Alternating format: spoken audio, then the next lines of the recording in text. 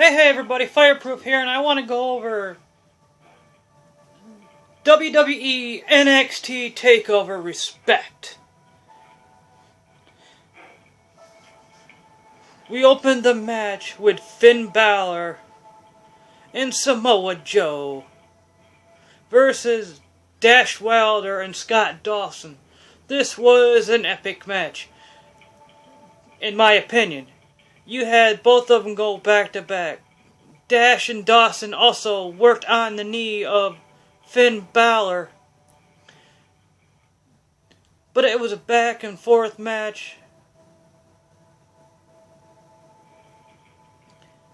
And they were, like I said, they were working on Finn's legs, and Finn uses his legs.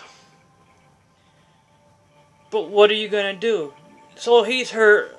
He tags in Samoa Joe. Samoa Joe does his damage to both of them. Finn wants back in. Samoa Joe is hesitant because of his bad knee and his leg. So he tags him in with hesitation. Finn jumps or climbs to the top rope, hits him with the coup de grace, the double foot stomp. Holding his leg, Samoa Joe runs into the other guy, which I think was Dash Wilder. Or it could be the other way around. Anyway, Samoa Joe and Finn Balor pick up the win.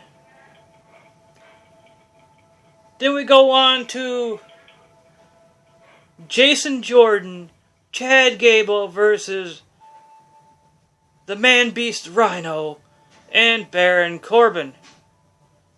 Kind of shocking that they actually had a longer match because, Baron Corbin sucks. So doesn't Rhino. This was also a back and forth match because Chad Gable and Jason Jordan are awesome. They remind me of Haas and Benjamin. I think it was funny. The crowd is so random. They kept going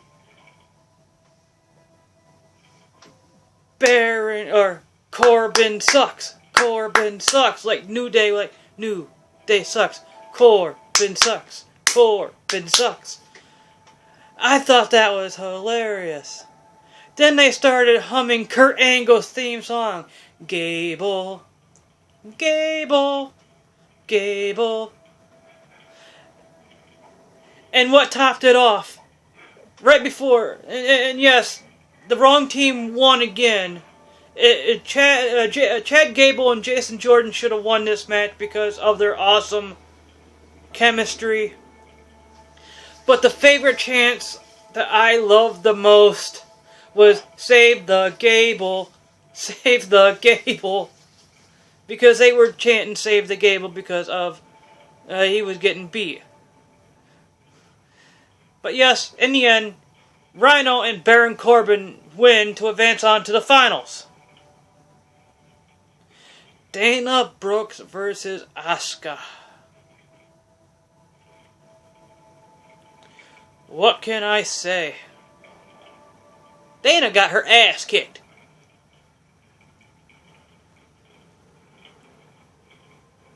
And her front kicked. And her head kicked.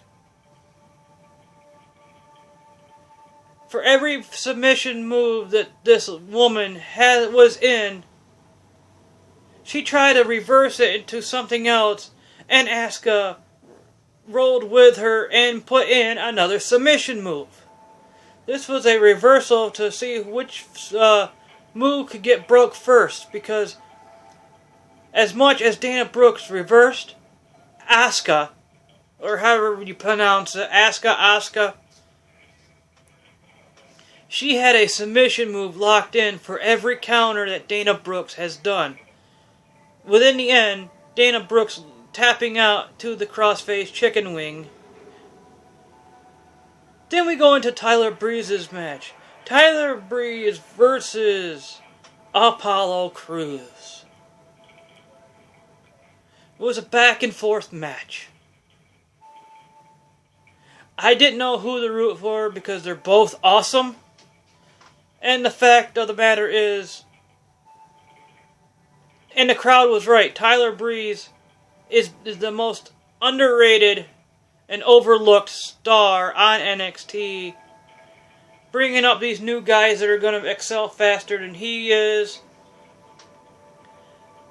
But the way that Apollo Crews wrestles kind of reminds me of Bobby Lashley.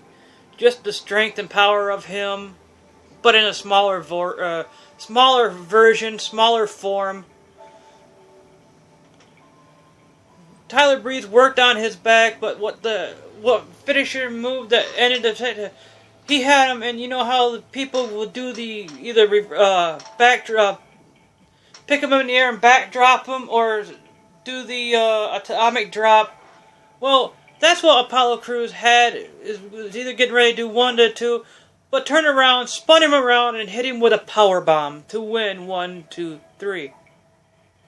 And this sets us up for the next match of the night. And these guys were. It was a 2-hour pay-per-view, but not many matches because they did the Iron Woman match at the end. But this set up for the finals of the Dusty Rhodes Tag Team Tournament.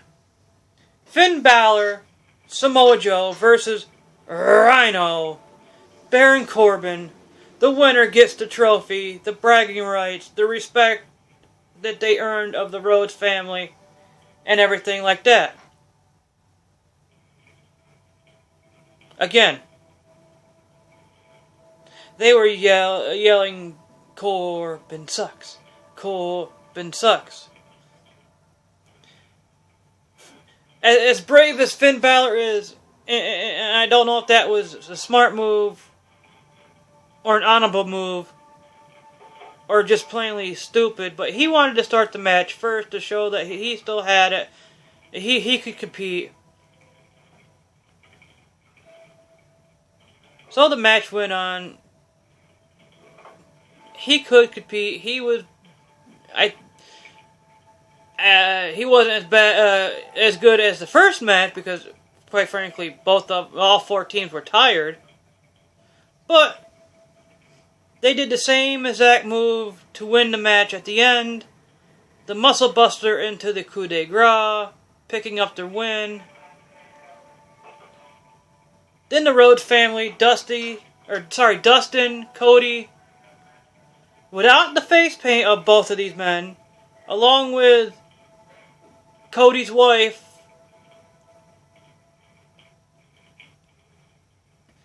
they all presented the trophy to the team of Finn Balor, Samoa Joe,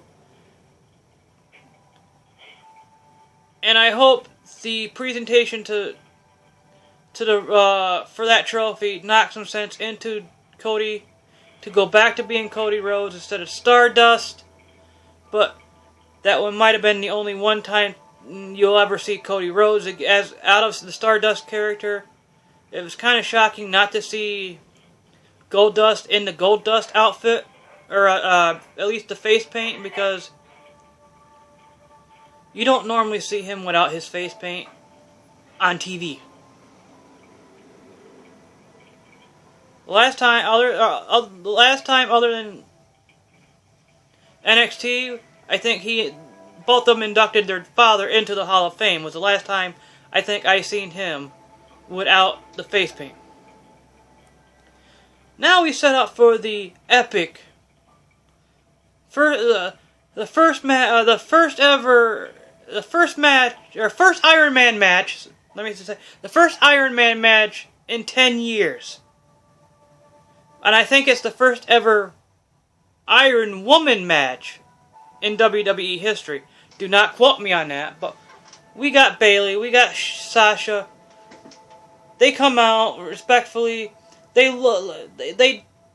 spent the first at least minute out of the half hour just staring down, feeling each other out, not up, but trying to make who's going to make the first move, pretty much. Then they started to get into the game, or into the groove, into wrestling. The first 3 minutes after that was like reversal, pin, reverse, pin, reverse, pin reverses into other pins for both of them. Sasha got in front of the referee in the corner on the rope, poked Bayley in the eye. That's what took the first victory. Sasha's up 1-0. Bayley turns around, does moves, hits Sasha with the belly to Bayley. And what the cool thing was, that was the pinfall number 2. Now the score is 1-1. They keep fighting. Sasha turns around, and as the heel version of her comes out,